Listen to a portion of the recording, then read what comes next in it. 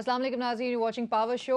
आई am Alina Shigri और आज हम बात करेंगे कि जिस तरह से जो सिनारियो एक देखा गया कि गवर्नर पंजाब जनाब उमर चीमा साहब की जानिब से जो नौ मुंतखब वज़ीर आला पंजाब में हमज़ा शहबाज साहब उनकी हलफ बर्दारी की तकरीब जो है वो मौखर कर दी गई और उसके साथ साथ ही जो खबर आई थी कि जी उनको गवर्नर पंजाब को उनके ओहदे से हटा दिया गया। उन्होंने बहरहाल एक धुआंधार प्रेस कॉन्फ्रेंस की और उसमें उन्होंने ये भी कहा कि एक तो गुज़िश्ता रोज़ जो पंजाब असम्बली में हंगामा आराई देखने में आई, बड़ा अफसोसनाक था। वो हंगामा आराई की रिपोर्ट को उसका जायज़ा लेंगे, उसको देख कर ही ये फैसला करेंगे कि हल्फ किसने लेना है।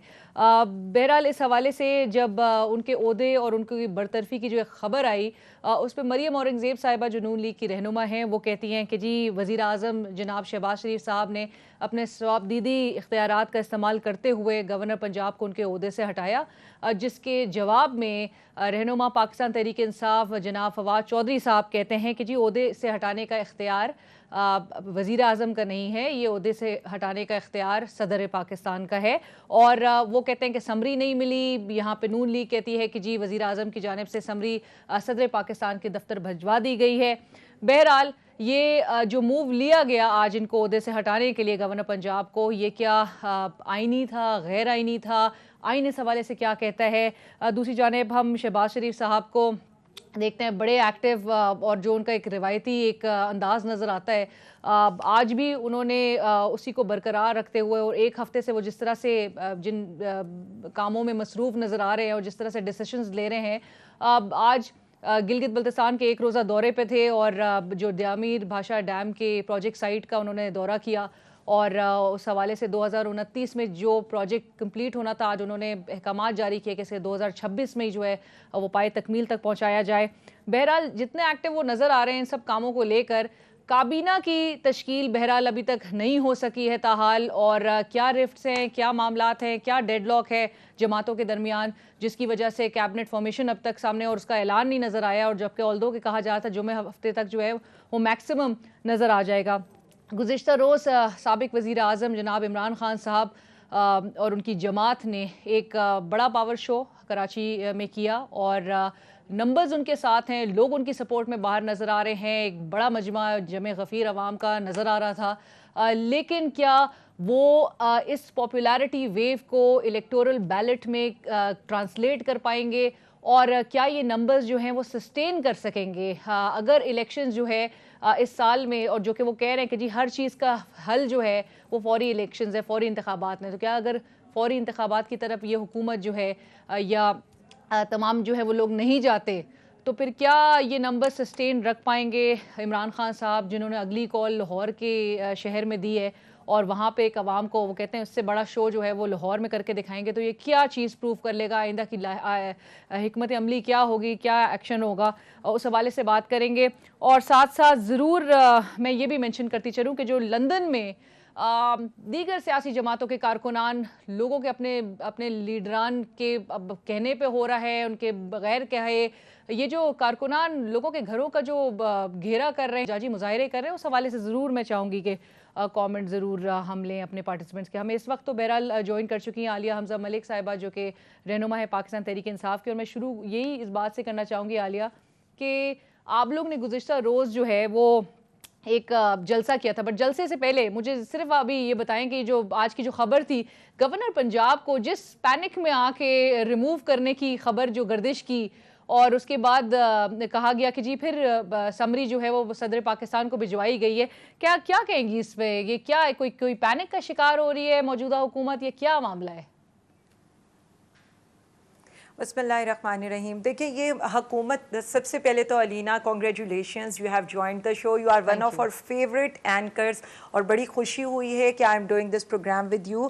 अब आगे चलते हैं अलीना, जो बात है ना, ये हुकूमत तो है नहीं, भानमती का एक कुंबा है और जो आप तमाशा देख रही हैं ज़मानत पर रहा, यानी किसी दिन भी इनकी ज़मानत अगर ख़त्म हो जाए तो क्या ये मकसूद चपड़ासी जेल से इस हुकूमत को चलाएंगे? दोनों बाप बेटा, एक को मुसल्लत कर दिया वफाक में, दूसरे को मुसल्लत कर दिया पंजाब में, ठीक ठाक हुकूमतें चल रही थी। ज़मानत पर इनकी जो भतीजी हैं वो वज़ीर आज़म हाउस में दंदनाती फिर रही हैं, वो जो भगोड़े मुजरिम बैठे हैं बाहर वो पूरी काबीना डिसाइड करें, मतलब एक मुजरिमों का टोला है है, एक मेमो गेट स्कैंडल करने वाले को इन्होंने स्पीकर बनाकर रख दिया है। यानी एक मुजरिमों का टोला आप देखें जो इस मुल्क के ऊपर जिस तरह से, जिसे कह लें कि मतलब अदालत की सरपरस्ती में मैं कहूँ या मैं क्या इसको कहूँ कि इस मुल्क के ऊपर जिस तरह से मुसल्लत किया गया, जिस तरह से इस मुल्क की जमहूरियत के ऊपर शब खून मारा गया, एक वो पार्टी जो अक्सरियत में थी, जिस तरह से उसको अकलियत में बदल कर जो ये तमाशा लगाया गया ना, पहले तो मैं ये बता दूं ये ज़्यादा देर चलने वाला नहीं है। ये पैनिक इसी तरह से रहेगा। पैनिक तो पहले दिन ही स्टार्ट हो गया था। कहाँ से स्टार्ट हो गया था? अभी तक तो 7वां दिन है, इनकी काबीना नहीं हो सकी। काबीना के बगैर इन्होंने स्टॉप लिस्ट लगा दी थी। काबीना के बगैर ये FIA के अंदर लोगों को इन्होंने पकड़ धकड़ शुरू कर दी थी। इनके गुलू बटों ने कहीं आर्मी के ऊपर, कहीं पर आम शहरियों के ऊपर अटैक करने शुरू कर दिए थे। इनकी खैर आप तो सबसे ज़्यादा नैब को कवर करती रही है, किस तरह से इन्होंने पत्थर बरसाए थे जब पेशी थी। सो ये सारा एपिसोड जो चल रहा है ये पैनिक मोड में ही रहेंगे। किस तरह पहले उन्होंने मतलब इक़्तिदार का शौक देखें कि पहले उन्होंने उसे होटल का वज़ीर आला बनाया, कल जिस तरह से उन्होंने पंजाब पुलिस के और अपने ज़ाती गुंडे पंजाब असेंबली में जिस तरह वो आप ये देख रही थी कि हमारी ख़वातीन के ऊपर वो अटैक करके आगे चल रहे थे। और फिर परवेज़ इलाही साहब जो इस ख़ानदान के ऊपर, उनके कितने शरीफ खानदान पे उनके कितने एहसान है। कभी वो इनके लिए प्रोडक्शन ऑर्डर्स इशू करते रहे, कभी जब ये पूरा मुल्क जो है ये जो पूरा खानदान है ये यहाँ से NRO 1 लेकर गया था तो तब वो किस तरह से आपकी हुकूमत के दौरान भी फिर वो चीजें मंतकी अंजाम तक पहुंचती हुई नजर आती ना, वो फिर इंतकामी कार्रवाई तासुर दे रहे थे। मैं इस पर सवाल जरूर करूंगी, लेकिन इस वक्त मुझे बैरिस्टर अहमद पंसोटा साहब ज्वाइन कर चुके हैं और माहिर कानून है। बैरिस्टर साहब अस्सलाम वालेकुम, थैंक यू सो मच, आपने वक्त निकाला। मेरे 2-3 सवाल हैं आपसे, बड़े क्विक। एक तो ये कि बैरिस्टर साहब ज़रूर बताइएगा आईन इस हवाले से क्या कहता है, जो आज ये गवर्नर पंजाब की रिमूवल के हवाले से जो डिसीजन सामने नजर आए कि जी एकदम से पता चला कि उनको हटा दिया गया है। फिर फवाद चौधरी साहब कहते हैं कि जी इख्तियार जो है वो सिर्फ सदर पाकिस्तान के पास है। मरियम औरंगजेब साहिबा कहती हैं कि जी स्वाबदीदी इख्तियार इस्तेमाल किए है वजीर आजम ने। आइन क्या कहता है, कौन रिमूव कर सकता है गवर्नर पंजाब को? जी, गवर्नर पंजाब की जो अपॉइंटमेंट है जी under the constitution of Pakistan वो आर्टिकल 101 के तहत होती है। और जो आर्टिकल 101(1) है वो बड़ा क्लियर है कि there shall be a governor Punjab who shall be appointed by the president on the advice of the prime minister. अब इसके रिमूवल का जो इख्तियार है वो 101(3) में है और वो बड़ा इंटरेस्टिंग है। दैट सेज कि governor shall hold office during the pleasure of the president. और गवर्नर की जो अपॉइंटमेंट है वो 48(1) जो आर्टिकल है वो साथ साथ ये कहती है उस के तहत जो भी advice prime minister of Pakistan देते हैं that is binding on the president. इसके ऊपर केस लॉ मौजूद है, लेकिन गवर्नर का रिमूवल का इख्तियार जो है उसके लिए प्रेसिडेंट या प्राइम मिनिस्टर की समरी की जरूरत नहीं है। ये प्लेजर ऑफ द प्रेसिडेंट है। अगर प्रेसिडेंट सेटिस्फाइड है कि उसको रिमूव करना है तो वो रिमूव हो सकता है। जिस वक्त आईनी बहस इस वक्त चल रही है मुल्क में वो ये है कि क्या गवर्नर पंजाब को प्राइम मिनिस्टर की समरी पर रिमूव किया जा सकता है। उस पर पोजीशन मेरे नजदीक, मेरी जो अपनी आइन की रीडिंग है वो ये है कि नहीं रिमूव किया जा सकता। 101(3) के तहत ये इख्तियार सिर्फ प्रेसिडेंट ऑफ पाकिस्तान के पास है because the position is at his pleasure. सदर पाकिस्तान के पास इख्तियार है, वज़ीर आज़म की समरी से कुछ नहीं होता। दूसरी चीज़, ये जो पंसोटा साहब ये सारे जो डिसीशंस लिए जा रहे हैं, अब तक 1 हफ्ता ऑलमोस्ट हो चुका है और काबीना तश्कील नहीं दी जा चुकी है। काबीना की हमेशा हम जो सुनते आते हैं वो ये है कि जी जो तमाम डिसीशंस दिए जाते हैं वज़ीर आज़म की जानिब से, जो फिस्कल डिसीशंस होते हैं, तमाम डिसीशंस के लिए आपको एक कैबिनेट अप्रूवल ऑब्टेन करनी पड़ती है। तो अभी तक जितने फैसले किए जा रहे हैं, जो अनाउंसमेंट्स पहली स्पीच में भी उन्होंने की, दौरे कर रहे हैं, अनाउंसमेंट्स कर रहे हैं, उनकी क्या एक वो लीगल वैल्यू क्या होगी उनके डिसीजंस की कि अब तक जो कैबिनेट तश्कील भी नहीं दी जा चुकी है, उसकी अप्रूवल तो दूर की बात। देखिए जी, जो कैबिनेट से डील करता है हमारा आर्टिकल कॉन्स्टिट्यूशन का वो आर्टिकल 91 है। उसमें वजीर आजम जब इलेक्ट होते हैं, स्पेशली जनरल इलेक्शंस के बाद, उसके अंदर तो 21 दिन का टाइम है जिस पर उन्होंने मिलना है। बट ये जिस तरह भी वोट ऑफ नो कॉन्फिडेंस से रिमूव होकर वापस आए हैं तो एज सून एज पॉसिबल ही should have formed his cabinet. अब ये आमतौर पर जब एक political party with the majority आती है तो उसके पास कैबिनेट जो है वो समवॉट एक शैडो कैबिनेट का कॉन्सेप्ट होता है इन अ कॉन्स्टिट्यूशनल डेमोक्रेसी। तो उनको आइडिया होता है लोग कौन कौन होंगे। यहाँ पर ये है कि 7 से 8 लोग जो हैं वो पॉलिटिकल पार्टीज आपस में PDM का इल्हाक है और ये बेसिकली बांटना है एक दूसरे को। इससे ज्यादा इंपॉर्टेंट चीज ये है कि किसको कौन सी मिनिस्ट्री जाएगी, ये ज्यादा बांटने के ऊपर डिपेंड करता है कि किसके पास कौन सी मिनिस्ट्री जाएगी। तो इसलिए अभी तक वजीर आजम साहब जो है वो इसका तयन नहीं कर सके। और दूसरी बात यह है कि किसी भी decision, Mustafa impact supreme court की जजमेंट है, जिस जजमेंट के तहत ये कहा गया है कि any decision by the prime minister is deemed to have been taken by the cabinet. तो अगर if there is no cabinet, तो कैबिनेट की एब्सेंस में तो प्राइम मिनिस्टर के अपने डिसीजन की कोई कानूनी हैसियत है ही नहीं। ये मुस्तफा इम्पैक्ट की जजमेंट कहती है, जो जस्टिस साकिब निसार साहब की सरबराही में जजमेंट आई थी और जिसको बड़ा क्लियरली हमारे कॉन्स्टिट्यूशनल सर्कल्स में फॉलो किया जाता है। और एक और इंटरेस्टिंग बात यह कि अगर लेट से गवर्नर वर्ग की अपॉइंटमेंट पे भी मैं वापस आता हूँ, अगर उसको रिमूव करना भी हो तो जो समरी है वो तो कैबिनेट जो है वो भेजेगी ना जी ऊपर प्रेसिडेंट को, सिर्फ पीएम तो नहीं भेजेगा। तो वहां पर भी ये चीज ऑप्शन नहीं, अगर हम मान भी लें जो आर्गुमेंट दूसरी साइड से लिया जा रहा है। Right, thank you so much barrister साहब, बहुत शुक्रिया आपके व्यूज़ का and thank you for taking time out. Zulfiqar Badar साहब भी हमें इस वक्त ज्वाइन कर चुके हैं, तर्जुमान है बिलावल भुट्टो साहब के, और उनसे भी मैं सवाल ज़रूर करना चाहूँगी। जुल्फ़िकार साहब, आपको मेरी आवाज़ आ रही है? अच्छा, हम उनकी तरफ जाने से पहले एक ब्रेक शामिल करते हैं और फिर हम डिस्कशन को आगे बढ़ाएंगे।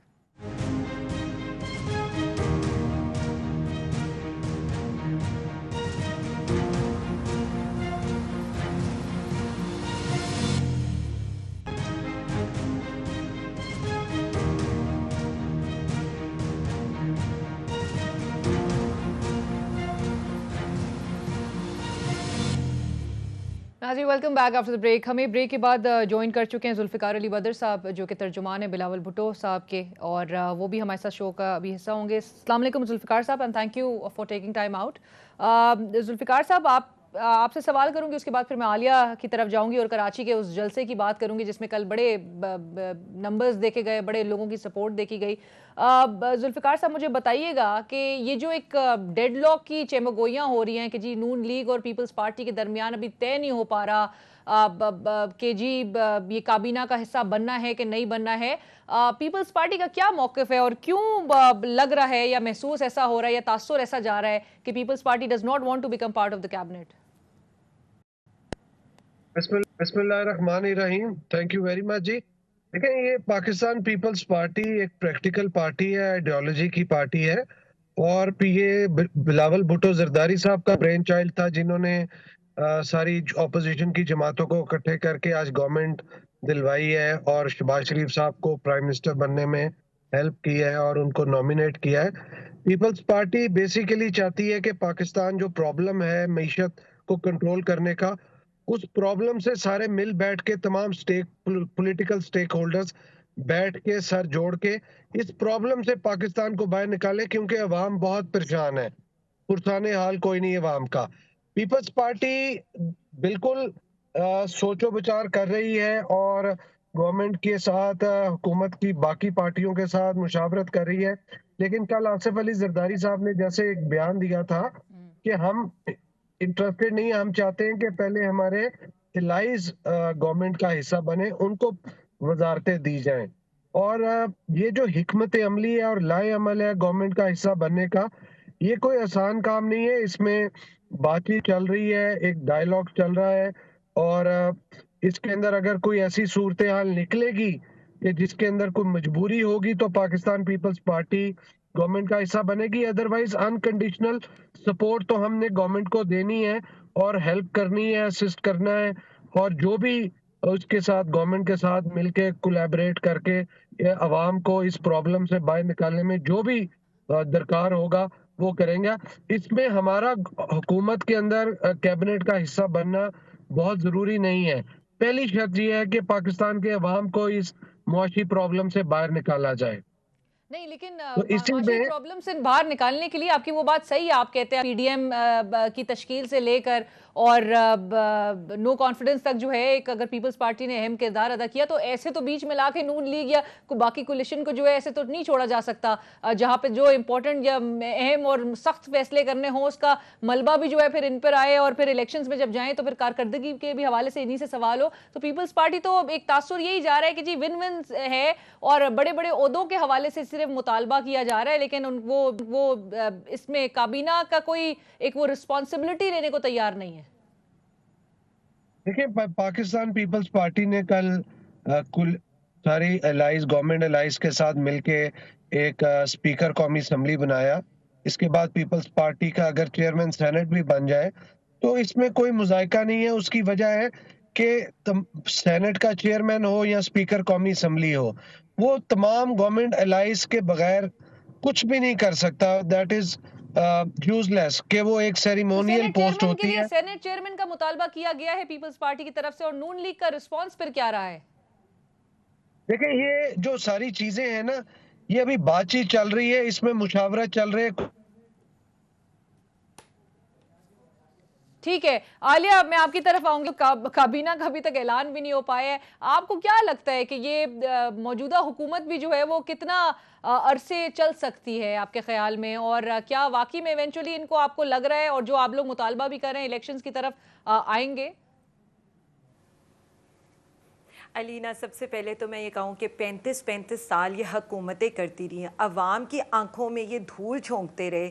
आज तक इनको ये नहीं पता चला कि आर्टिकल 101(3) क्या होता है, और गवर्नर को ये फेडरल गवर्नमेंट रिमूव कर ही नहीं सकती प्रेसिडेंट की मर्जी के बगैर। 35 साल ये हुकूमतें करते रहे, इन्हें आज तक 90 और 91 आर्टिकल का नहीं पता चला कि ये काबीना की समरी के बगैर अगर ये गवर्नर को हटाएंगे तो यहाँ से वो गैर आईनी और गैर कानूनी होगी। असल में ना इन्होंने कॉन्स्टिट्यूशन को घर की लोंडी बनाकर रखा, इन्होंने कॉन्स्टिट्यूशन को अपनी मर्जी के लिहाज से मैनिपुलेट किया, इसीलिए तो ये आज भी कॉन्स्टिट्यूशन की धज्जियां उड़ाना चाहते हैं। अब आप आ जाएं दूसरी चीज के ऊपर।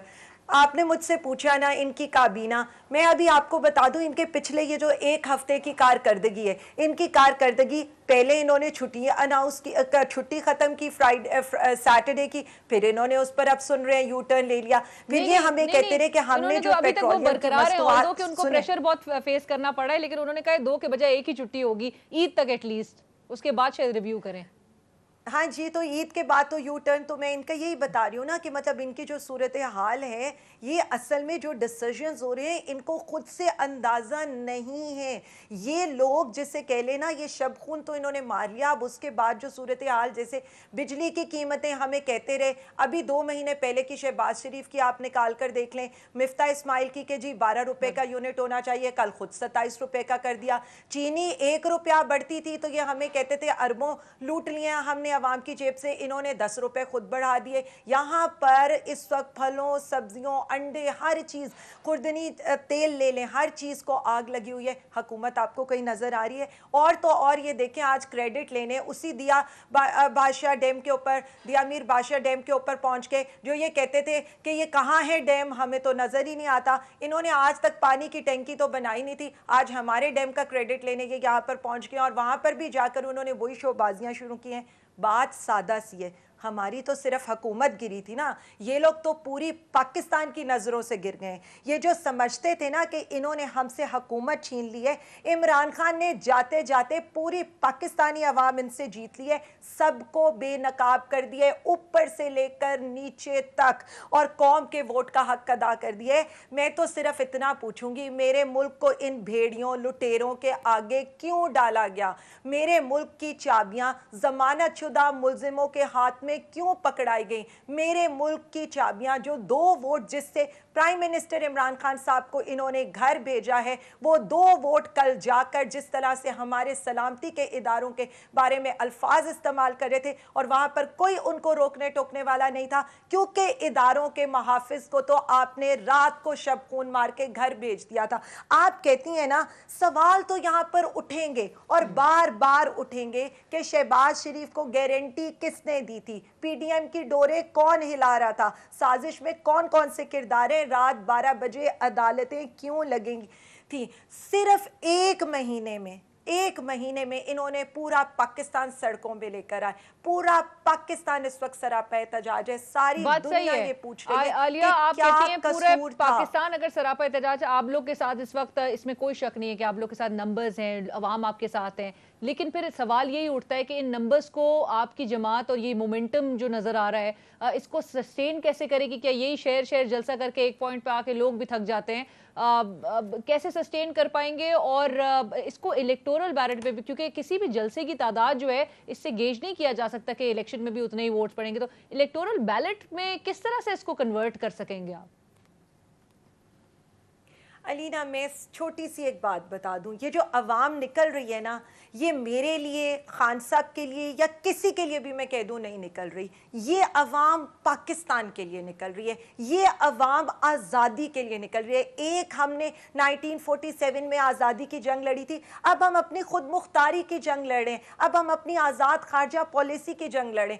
ये जो लोग खुद से निकल कर आ रहे हैं, आपने देखा है कहीं अपाहिज हमारे जो हमारे बहन भाई हैं, जो मतलब एक नेचुरल किसी चीज़ का है, वो निकल रही हैं। छोटे छोटे बच्चे, माएँ बहनें जिस तरह से, जिस जज्बे के साथ कई किलोमीटर दूर चल चल कर आ रहे हैं, जलसों में आ रहे हैं। आप ये देखें कि कल पूरे पाकिस्तान में दुनिया निकली है। एक जलसा कराची में हो रहा था, लेकिन हर शहर उसको साथ दे रहा था। हर जगह उस एक बंदे की जो पाकिस्तान की जंग लड़ा है, उसके पीछे पूरा पाकिस्तान खड़ा हो रहा था। मैं आपको ये बता दूं, इनको लगता था कि ये मोमेंटम नहीं बनेगा, अवाम निकलेगी। अवाम, अगर खान साहब हर रोज कहेंगे अवाम हर रोज निकलेगी, अगर खान साहब हफ्ते के हफ्ते कहेंगे अवाम निकलेगी, क्योंकि अवाम अपने बच्चों के मुस्तकबिल के लिए निकल रही है। ये इक्तदार की जंग नहीं है, बात इक्तदार से आगे निकल चुकी है, बात पाकिस्तान की हो रही है। बात पाकिस्तान को ये जो गैर मुल्क की तसल्लुत है उससे आज़ाद कराने की हो रही है।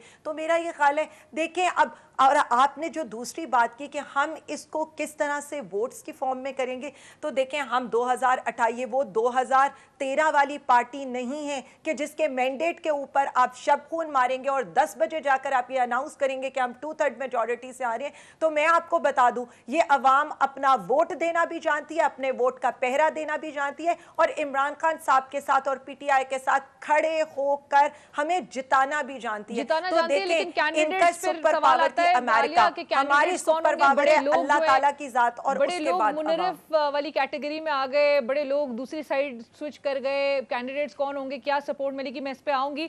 लेकिन जुल्फिकार साहब, elections, are you also looking at elections this year और नेक्स्ट ईयर, क्योंकि एक उसके लिए एक प्रेशर बिल्डअप हो रहा है इवन तहरीक इंसाफ की जमात की जानिब से, और लोग जो है वो सड़कों पे निकल रहे हैं, मुतालबा जोर पकड़ रहा है। आपको क्या लगता है कि इलेक्शन जो है वो अगले साल ही होंगे या उससे पहले हो सकते हैं, कबल अज़ वक्त?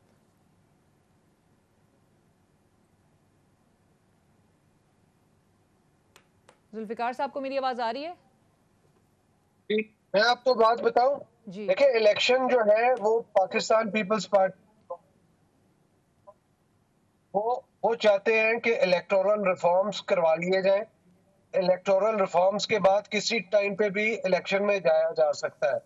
देखिए प्रॉब्लम ये हुई खान साहब को घर भेजने की कि खान साहब ने मईशत को तबाह करके रख दिया, सियासत तबाह कर दी, खारजा पॉलिसी तबाह कर दी और पाकिस्तान को आइसोलेट करके अकेला कर दिया। तमाम दुनिया के अंदर कोई भी मुल्क साथ नहीं हो रहा था।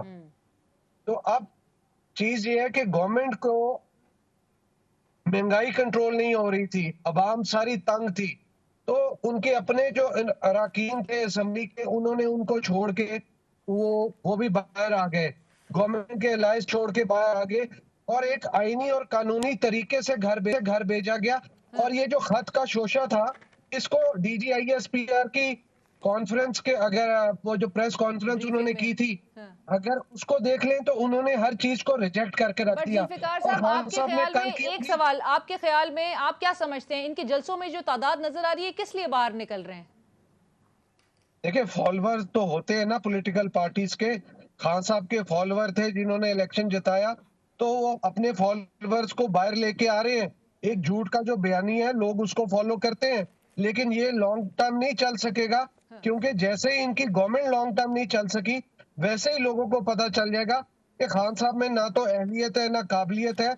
और जैसे गवर्नमेंट के अंदर इन्होंने पाकिस्तान को और मईशत को डबो के रख दिया, सियासत को, अखलाकियात को तबाह करके रख दिया, आज अवाम को जो ये एजुकेट कर रहे हैं जिस किस्म की लड़ाई झगड़े की सियासत के ऊपर, ये अभी तो इनको समझ नहीं आएगी, लेकिन आने वाले कुछ अरसे के बाद आके अवाम को और इनको समझ आएगी। लॉन्ग टर्म नहीं ज्यादा चल सकेगा ये बयानिया। बहरहाल अभी तो नंबर्स काफी नजर आ रहे हैं। निहाल हाशमी साहब रहनुमा, सीनियर रहनुमा नून लीग के, वो हमें ज्वाइन कर चुके हैं। निहाल हाशमी साहब अस्सलाम वालेकुम, शुक्रिया हमारे लिए वक्त निकाला। निहाल हाशमी साहब, अभी प्रोग्राम में बात हो रही थी आगाज में कि ये जो आज नून लीग और जो वजीर आजम की जानिब से डिसीजन एक लिया गया कि गवर्नर पंजाब को ओहदे से हटा दिया गया, उसके लिए फिर बाद में समरी भेजी गई सदर पाकिस्तान को, एक बड़ा सवाल जो है इससे जन्म लिया कि ये तो इख्तियारात जो हैं वो सदर के पास हैं। आर्टिकल 101(3) का हवाला दिया जा रहा है जो कहता है कि जी the governor shall hold office during the pleasure of the president and shall be entitled to such salary allowances and privileges as the president may determine। तो ये अपॉइंटमेंट और जो रिमूवल है गवर्नर्स की वो तो प्रेसिडेंट के इख्तियारात में है, ये तो वजीर आजम कर ही नहीं सकते, तो ये तो अनकॉन्स्टिट्यूशनल करार दिया जा रहा है। क्यों ऐसा किया गया?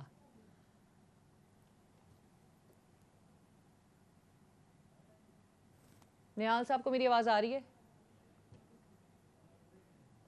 एक ब्रेक लेंगे, ब्रेक के बाद हाजिर होते हैं।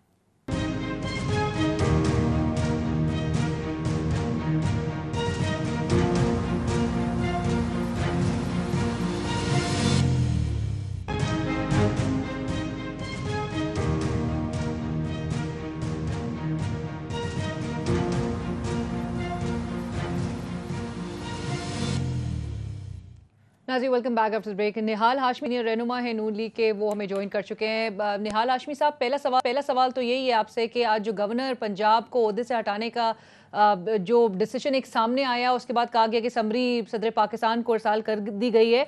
अब कहा तो जा रहा है और इवन कानूनी माहिरीन कह रहे हैं कि ओहदे से हटाने का इख्तियार जो है गवर्नर्स को वो तो सिर्फ और सिर्फ सदर पाकिस्तान के पास है आइन के मुताबिक। तो ये एक गैर आइनी, कानूनी माहिर कह रहे हैं, डिसीजन अनकॉन्स्टिट्यूशनल हो जाता है अगर वजीर आजम ये लें। क्यों किया गया ये ऐसा? देखिए, बिस्मिल्लाहिर्रहमानिर्रहीम, मैंने आपको एक बात अभी बताई कि सदर मुमलिकत रियासत के नुमाइंदे होते हैं और हुकूमत के नुमाइंदगी सूबों में कर रही होती है गवर्नर। ये हुकूमत जो है, फेडरल हुकूमत जो होती है, वो अपने गवर्नर्स को नामजद भी करती है और उनको बरतरफ भी करती है। आमतौर पर यही होता है कि एक फॉर्मल सा लेटर जाता है या फॉर्मल सा वर्बली बोल दिया जाता है कि आप अपने ओहदे से दस्तबरदार हो जाएं। तो जो जेंटलमैन तरीका होता है वो दस्तबरदार हो जाते हैं, उनको पता होता है ये एक इज्जतदार तरीका होता है, एक तौर तरीका होता है। और वो दूसरा तरीका ये होता है कि एक समरी फॉर्मल सी जाती है प्रेसिडेंट, और प्रेसिडेंट इस पे पाबंद है। प्रेसिडेंट हुकूमत नहीं है, प्रेसिडेंट रियासत की नुमाइंदगी करते हैं। वो फॉर्मली उनको एक लेटर जाता है, कहता है कि जी प्रेसिडेंट के पास इख्तियार है, रिमूवल अपॉइंटमेंट दोनों। नहीं, ये एडवाइस पे प्रेसिडेंट चलते हैं। प्रेसिडेंट इख्तियार नहीं है कि गवर्नर ला सकें। प्रेसिडेंट का काम सिर्फ जो एडवाइस है फेडरल गवर्नमेंट का, उसको फॉलो करना है। ये कोई चंगेजी दौर थोड़ी चल रही है कि प्रेसिडेंट साहब कह दे कि मैं जिसको चाहूंगा उसको रखूंगा। अब उनको फॉर्मल एडवाइस जा चुकी है, पहले भी जा चुकी थी। एडवाइस के भेजने के साथ साथ ये पीटीआई का तरीकाकार तो नहीं है ना कि अभी डिप्टी स्पीकर ने उसको डिसॉल्व भी नहीं किया और प्रेसिडेंट साहब ने जो चाबुक दस्ती और जो दिखाई थी तेजी जब असेंबली को तोड़ने की बात हुई थी, कौन सा उनके पास गया था फॉर्मल एडवाइस? नहीं गया था और वो तोड़ गए थे। तो प्रेसिडेंट साहब को प्रेसिडेंट पाकिस्तान बने, प्रेसिडेंट ऑफ इमरान खान और प्रेसिडेंट ऑफ पीटीआई ना बने। प्रेसिडेंट ऑफ पाकिस्तान का हलफ उन्होंने उठाया कि वो प्रेसिडेंट ऑफ पाकिस्तान रहेंगे, प्रेसिडेंट ऑफ पीटीआई नहीं रहेंगे। आज नहीं तो कल हटना तो है गवर्नर साहब को। आप कहते हैं कि इख्तियार जो है वो वजीर आजम का ही है और वो पाबंद है, वो पाबंद है सदर पाकिस्तान उस पर अमल करने के लिए। लेकिन अभी एक कानूनी माहिर हमें बता रहे थे, निहाल हाशमी साहब, के वजीर आजम अगर समरी भी भेज रहे हैं सदर पाकिस्तान को, तो उस समरी के लिए भी कैबिनेट की अप्रूवल बड़ी जरूरी है। आपकी तो काबीना के इस वक्त तश्कील ही का मामला सामने नहीं नजर आ सका है, एक हफ्ता हो चुका है। इसमें कैबिनेट की अप्रूवल की जरूरत नहीं होती है। Prime minister is cabinet and cabinet is prime minister. Prime minister sir, कोई भी फिस्कल डिसीजंस, कोई भी डिसीजंस वजीर आजम ले काबीना के बगैर ले सकते हैं, बगैर काबीना के अप्रूवल के? ले सकते हैं, बिल्कुल ले सकते हैं, because he enjoys the support of the house of the parliament. वो पूरे पार्लियामेंट के मुत्तफिका वजीर आजम होते हैं जो 172-74 लोगों ने वोट दिया, उनकी नुमाइंदगी करते हैं। उन्हीं में से निकल के फिर एग्जीक्यूटिव आता है लेजिस्लेशन से, तो वो जो कैबिनेट आती है उन्हीं में से मेंबर उसमें लिए जाते हैं। तो ये कोई इसके लिए हार्ड एंड फास्ट रूल नहीं है। और वो कितना भी टाइम ले काबीना की तश्कील लेने में करने में, वो उसमें भी कोई फास्ट रूल नहीं है। ठीक है, इसमें ये कोई सिर्फ मुस्लिम लीग नून की हुकूमत नहीं है, एक इत्तेहादी जितने भी पार्लियामेंट में मेंबरान हैं, उनकी जो पॉलिटिकल पार्टीज हैं, उनको मिला करके ये एक कौमी गवर्नमेंट बन रही है, आलिया, कौमी गवर्नमेंट ठीक बनी है। है, उसकी नुमाइंदगी करे। ठीक है आलिया, आपने निहाल हाशमी साहब की भी बात सुनी, उन्होंने कहा प्रेसिडेंट की तो कोई इख्तियार ही नहीं है, तो वजीर आजम ने डिसाइड करना और president is bound to follow the instructions of prime minister. Aleena, इसीलिए तो मैं कहती हूँ ना मुल्क यहाँ तक क्यों पहुँच गया है, इसीलिए कि मैं कहती हूँ ना इनको आर्टिकल 1991 का पता है, ना मुस्तफ़ा MX केस का पता है, ना इन्हें आर्टिकल 101(3) का पता है। अब इस पे मैं क्या बहस करूँ, खैर बाद में इनको किसी दिन ट्यूशन आप पढ़ा दीजिएगा। अच्छा, अभी तो मैं ज़रा दो चार चीज़ों का जवाब दे दूँ। इन्होंने कहा ये लोटे ख़रीदते रह गए और हमने पूरी आवाम के दिल जीत लिए।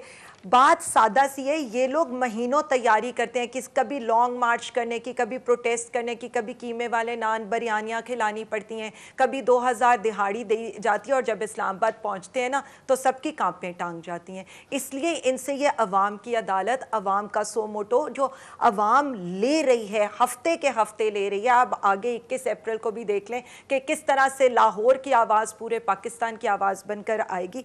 मैं तो कुछ फैक्चुअली बात करना चाह रही थी। अभी मेरे भाई ने कि मायशत के हालात इतने बुरे थे कि हमें निकालना ही चाहिए था। मैं ज़रा 2018 GDP था 2018 के अंदर 39,000 बिलियन, ठीक है, और अब जब हम ये एयर एंड करेंगे तो वो होगा 63,000 रुपीज़ बिलियन, ठीक है। पर कैपिटल इनकम इनके दौर में थी रुपीज़ 1.94 लाख। अब हम जब छोड़ कर जा रहे हैं तो ये हमारी 2.66 लाख होगी। ये फॉरेन रिजर्व्स की बात करते थे ना, ये मई 2018 को जो फॉरेन एक्सचेंज रिजर्व्स थे सारे के सारे 15 बिलियन डॉलर के थे, और अब इस वक्त जब 8 अप्रैल को हमारी हुकूमत गिराई है तो वो 17 बिलियन डॉलर के थे और उसमें से 5 बिलियन